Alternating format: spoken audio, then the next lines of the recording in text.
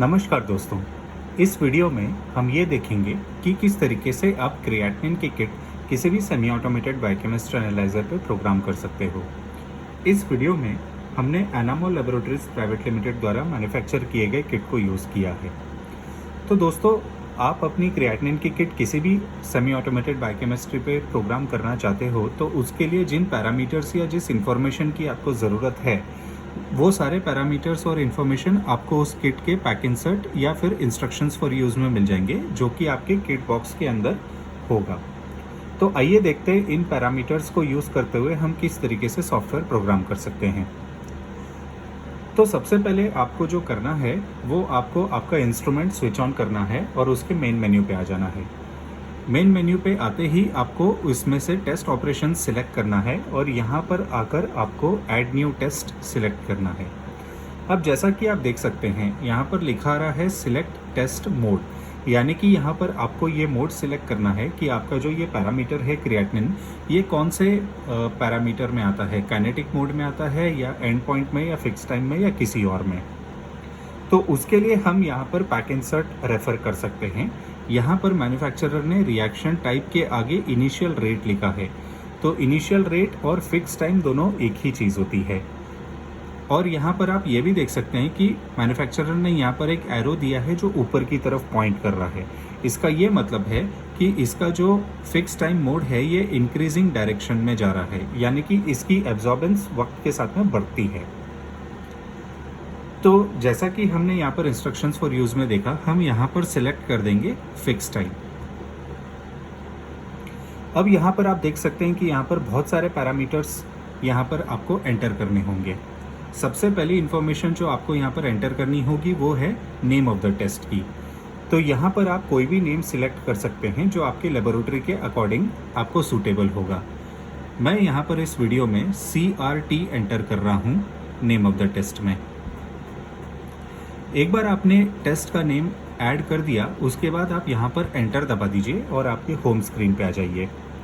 उसके बाद आप देखेंगे आपको जो अगली इन्फॉर्मेशन यहाँ पर एंटर करनी होगी वो प्राइमरी वेवलेंथ की एंटर करनी होगी। प्राइमरी वेवलेंथ की इन्फॉर्मेशन भी आप इंस्ट्रक्शंस फॉर यूज़ या पैक इंसर्ट में पढ़ सकते हैं। यहाँ पर जैसे कि आप देख सकते हैं मैन्युफैक्चरर ने प्राइमरी वेवलेंथ के आगे 505 नैनोमीटर मेंशन किया है। यही इन्फॉर्मेशन हमको यहाँ पर एंटर करनी है।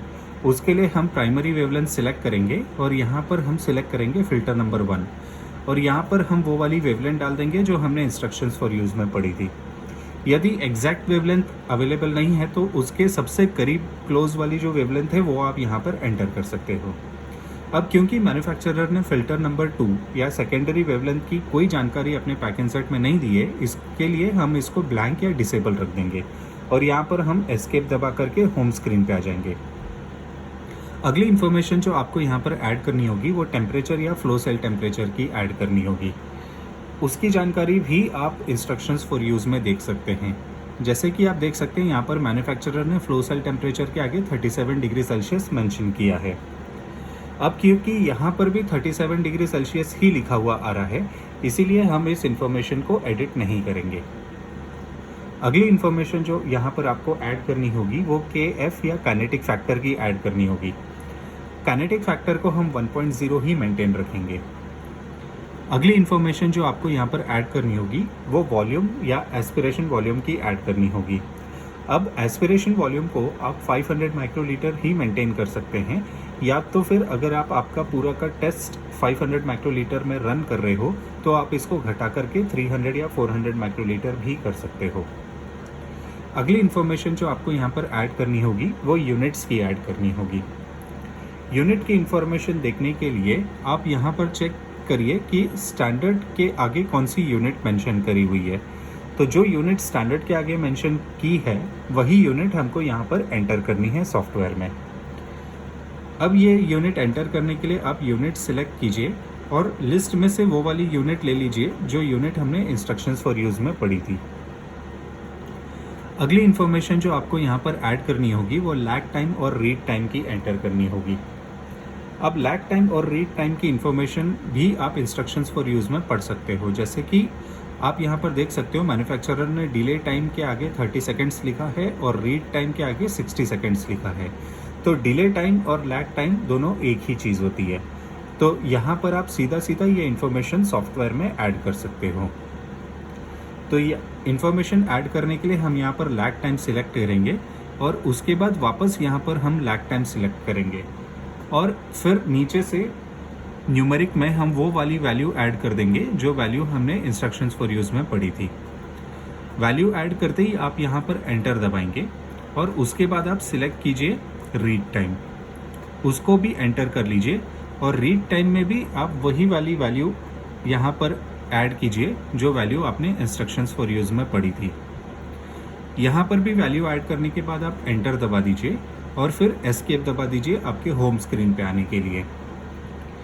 उसके बाद जो अगली इन्फॉर्मेशन आपको यहाँ पर ऐड करनी है वो है ब्लैंक सेटिंग्स की। मतलब आपको डिस्टिल वाटर से ब्लैंक लगाना है या तो फिर आपको रिएजेंट से ब्लैंक लगाना है। इसकी इन्फॉर्मेशन भी आपको इंस्ट्रक्शंस फॉर यूज़ में मिलेगी। यहाँ पर मैन्युफैक्चरर ने ब्लैंक सेटिंग्स के आगे क्लियरली लिखा हुआ है कि रिएजेंट आपको यूज़ करना है ब्लैंकिंग करने के लिए। तो क्योंकि इस केस में हमको रिएजेंट यूज़ करना है ब्लैंक रन करने के लिए, तो इसीलिए हम ब्लैंक का ऑप्शन सिलेक्ट करेंगे और यहाँ पर हम ऑप्शंस येस को सिलेक्ट कर देंगे। उसके बाद जो अगली इन्फॉर्मेशन आपको यहाँ पर ऐड करनी होगी वो QC की या तो फिर क्वालिटी कंट्रोल सीरा की ऐड करनी होगी।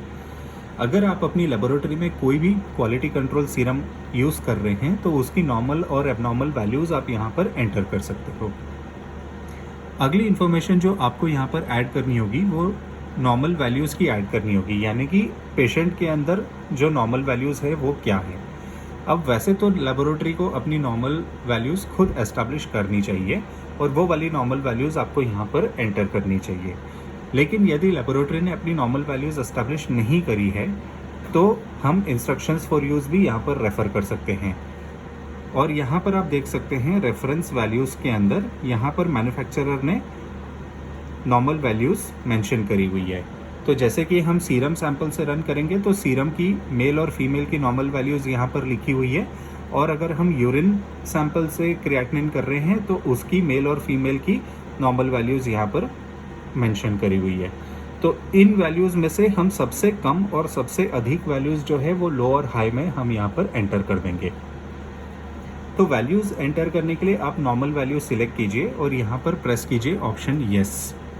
उसके बाद आप लो सिलेक्ट कीजिए और यहाँ पर आप वो वाली वैल्यू एंटर कर दीजिए जो सबसे कम आपने मेल फीमेल में जो सबसे कम थी वो वाली वैल्यू यहाँ पर आपने ऐड कर ली है। इसके बाद आप एंटर दबा दीजिए। उसके बाद आप हाई सिलेक्ट कीजिए और यहाँ पर आप वो वाली वैल्यू एंटर कर लीजिए जो वैल्यू आपने इंस्ट्रक्शंस फॉर यूज़ में पढ़ी थी, जो सबसे ज़्यादा थी मेल और फीमेल के हिसाब से। उसके बाद आप दोबारा से एंटर दबा दीजिए और एस्केप दबा दीजिए आपके होम स्क्रीन पे आने के लिए। उसके बाद जो अगली इन्फॉर्मेशन आपको ऐड करनी है वो स्टैंडर्ड की ऐड करनी है, यदि किट के अंदर स्टैंडर्ड दिया गया है या नहीं। फिर से ये इन्फॉर्मेशन ढूंढने के लिए आप इंस्ट्रक्शंस फॉर यूज़ या पैक इन सेट रेफ़र कीजिए। अगर किट के अंदर स्टैंडर्ड अवेलेबल है तो मैन्युफैक्चरर ने उसकी डिटेल इंस्ट्रक्शंस फॉर यूज़ में दी होगी, और अगर स्टैंडर्ड अवेलेबल है तो उसका क्या कॉन्सेंट्रेशन है वो भी इन्फॉर्मेशन आप इंस्ट्रक्शंस फॉर यूज़ में ही ढूंढ सकते हो। अब क्योंकि इस किट में स्टैंडर्ड अवेलेबल है इसलिए हम स्टैंडर्ड सिलेक्ट करेंगे ऑप्शन येस। उसके बाद हमको अगली इन्फॉर्मेशन जो यहाँ पर एंटर करनी है वो स्टैंडर्ड कॉन्सेंट्रेशन की एंटर करनी है। इसके लिए हम कॉन्सेंट्रेशन का बटन दबाएंगे और सबसे पहले हम सिलेक्ट करेंगे स्टैंडर्ड नंबर कि किट के अंदर कितने स्टैंडर्ड हैं। अब इस केस में हमारे किट के अंदर एक ही स्टैंडर्ड है तो इसलिए हम यहाँ पर एक सिलेक्ट करके और एंटर दबा देंगे। उसके बाद आप जैसे कि देख सकते हैं स्टैंडर्ड कॉन्सेंट्रेशन ऐड करने का ऑप्शन अब खुल चुका है। तो यहाँ पर हम कॉन्सेंट्रेशन 1 पे सिलेक्ट करेंगे और यहाँ पे हम स्टैंडर्ड की जो हमारी वैल्यू है वो हम यहाँ पर ऐड कर देंगे। वैल्यू ऐड करने के बाद हम दोबारा से एंटर बटन दबाएंगे और फिर एस्केप बटन दबा देंगे होम स्क्रीन पे आ जाने के लिए। उसके बाद जो आखिरी इन्फॉर्मेशन हमें यहाँ पर ऐड करनी होगी वो लिमिट सेटिंग की ऐड करनी होगी, यानी कि किट के जो इनिशियल एब्जॉर्बेंस है वो कितनी होनी चाहिए, मैक्सिमम डेल्टा एब्जॉर्बेंस कितनी होनी चाहिए, और रिएजेंट की लिनियरिटी या आपकी किट की लिनियरिटी कितनी होनी चाहिए। अब ये इन्फॉर्मेशन भी आप इंस्ट्रक्शंस फॉर यूज़ में ही ढूंढ सकते हो। यहाँ पर मैन्युफैक्चरर ने ब्लैंक एब्जॉर्बेंस लिमिट के आगे <0.2 लिखा हुआ है और लिनियरिटी के आगे 30 mg/dl लिखा हुआ है। तो ये दोनों इन्फॉर्मेशन हम यहाँ पर ऐड कर सकते हैं। इन्फॉर्मेशन ऐड करने के लिए सबसे पहले हम इनिशियल एब्जॉर्बेंस के ऊपर क्लिक करेंगे और यहाँ पर हम वो वाली वैल्यू ऐड कर देंगे जो हमने यहाँ पर इंस्ट्रक्शंस फॉर यूज़ में देखी थी। उसके बाद हम यहाँ पर एंटर बटन दबाएंगे। उसके बाद जो अगली इन्फॉर्मेशन हमें ऐड करनी होगी वो मैक्सिमम डेल्टा एब्जॉर्बेंस की ऐड करनी होगी। अब क्योंकि मैन्युफैक्चरर ने कोई जानकारी नहीं दी है मैक्सिमम डेल्टा एब्जॉर्बेंस की, इसलिए हम इस ऑप्शन को ब्लैंक छोड़ देंगे। उसके बाद हमें अगली इन्फॉर्मेशन ऐड करनी है रिएजेंट लिनियरिटी की। रिएजेंट लिनियरिटी का ऑप्शन हम सिलेक्ट करेंगे और उसके बाद वो वाली वैल्यू ऐड कर देंगे जो वैल्यू हमने इंस्ट्रक्शंस फॉर यूज़ में पढ़ी थी। उसके बाद हम एंटर बटन दबाएंगे और एस्केप दबा करके होम स्क्रीन पे आ जाएंगे। अब जैसा कि आप देख सकते हैं जो भी इन्फॉर्मेशन हमें चाहिए किट प्रोग्राम करने के लिए वो इन्फॉर्मेशन हम यहाँ पर ऐड कर चुके हैं। अब हमें प्रोग्राम सेव करना है, उसके लिए हम सेव का ऑप्शन सिलेक्ट करेंगे। तो जैसा कि आप देख सकते हैं हमारा प्रोग्राम सॉफ्टवेयर में ऐड हो चुका है। ओपन अगर आपको करना है आपका प्रोग्राम तो आप लिस्ट टेस्ट में जाइए और वो वाली विंडो पे चले जाइए जिस विंडो पे आपका प्रोग्राम सेव हुआ है। अब जैसा कि आप देख सकते हैं हमारा प्रोग्राम यहाँ पर 87 नंबर पोजीशन पे जाकर सेव हो चुका है। प्रोग्राम ओपन करने के लिए आप इसको सिलेक्ट कर लीजिए और अगर आप कोई भी पेशेंट सैंपल रन करना चाहते हो तो यहाँ पर आप रन का ऑप्शन सिलेक्ट कर लीजिए। इससे आगे इंस्ट्रूमेंट आपको फर्दर गाइड कर देगा कि किस तरीके से आप एब्जॉर्बेंस मेजर कर सकते हैं। दोस्तों हम उम्मीद करते हैं कि ये वीडियो आपको पसंद आई होगी। अगर ये वीडियो आपको अच्छी लगी तो हमारे चैनल को सब्सक्राइब कीजिए और इस वीडियो को लाइक और शेयर ज़रूर कीजिए। Thank you very much friends.